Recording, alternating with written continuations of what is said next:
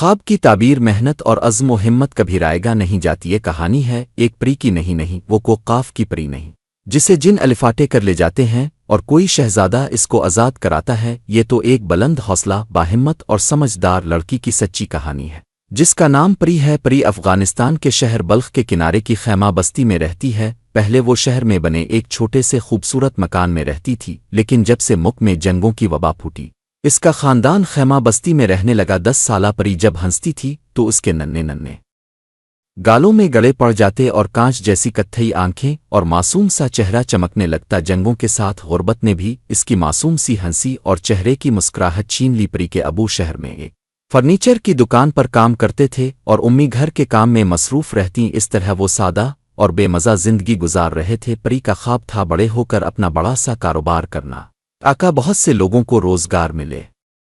دیکھنا اب لوگ ایک دن پری ضرور کوئی بڑا کام کرے گی اور اس سے بہت سے لوگوں کو فائدہ ہوگا۔ یہ بات آنکھیں چمکا کر پورے یقین سے کہتی تو امی ابو کا دل خوشی سے بھر جاتا۔ جب سے اس کے ابو کی ملازمت ختم ہوئی اور ان لوگوں کو شہر چھوڑ کر خیمہ بستی میں آ کر رہنا پڑا تو پری اور اس کے تینوں چھوٹے بہن بھائی آداس رہنے لگے۔ اس کے ابو جب کام کی تلاش میں شہر جاتے تو پری کو اپنا اسکول بہت یاد آتا۔ اس کی امی اس کو حوصلہ دیتی کہ بہت جلد سب کچھ پہلے جیسا ہو جائے گا اور وہ پھر سے اسکول جانے لگے گی۔ پری آج میں ابو سے تمہارے اسکول جانے کی بات کروں گی، امی تسلی کے لیے کہتی، لیکن پری بہت سمجھدار تھی۔ اس کو اندازہ تھا کہ یہ سب اتنا آسان نہیں ہے۔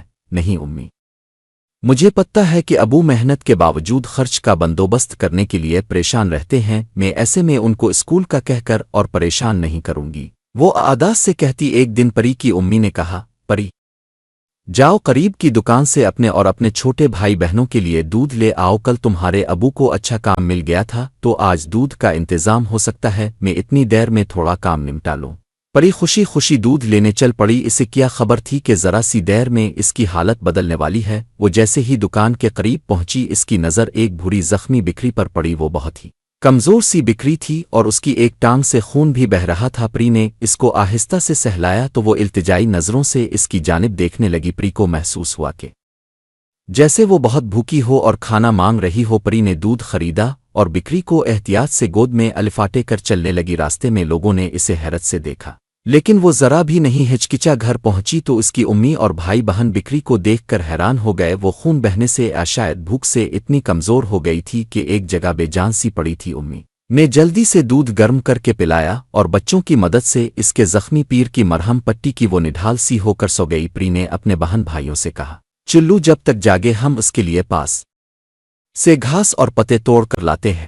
شام کو ابو گھر آئے تو انہیں بھی بڑے شوق سے نئے مہمان سے ملوایا گیا، جو اب بہت پرسکون نظر آنے لگی تھی اور شکر گزار نظروں سے سب کی طرف دیکھ رہی تھی۔ کچھ ہی دن میں بکری بھی ان کے خاندان کا ایک حصہ بن گئی تھی۔ خیمے کے باہر اس کے لیے سائبان ڈال کر ایک چھوٹا سا گھر بھی بنا دیا گیا تھا۔ بکری سب سے مانوس ہو چکی تھی۔ پری نے اس کا نام بھوری رکھا تھا۔ کچھ دنوں بعد بھوری کے 2 چھوٹے سے بچے بھی آ گئے۔ جہاں بھوری ان کے گھر میں سکون سے تھی وہیں انہیں بھی بھوری کی وجہ سے روزانہ دودھ مل جاتا۔ کبھی دودھ اتنا زیادہ ہوتا کہ امی اس سے دہی گھی اور مکھن بنا لیا کرتی۔ اب اگر کبھی پری کے ابو کو کام نہ بھی ملتا تو بھوکے سونا نہیں پڑتا۔ ایک دن سب لوگ سو گئے مگر پری بہت دیر تک جاگتی رہی اور کچھ سوچتی رہی۔ صبح اس نے ابو امی اور بھائی بہنوں سے کہا، مجھے ایک خیال آیا ہے، کیوں نہ ہم کہیں سے کچھ پیسوں کا انتظام کر کے 2-3 بکریاں اور پال لیں۔ ان بکریوں سے جو دودھ حاصل ہو اس سے ہم گھی مکھن دہی اور پنیر بنا کر بیچنا شروع کر دیں۔ اس سے تو ہمیں اچھی خاصی آمدنی ہو جائے گی اور جب بکریاں بڑھ جائیں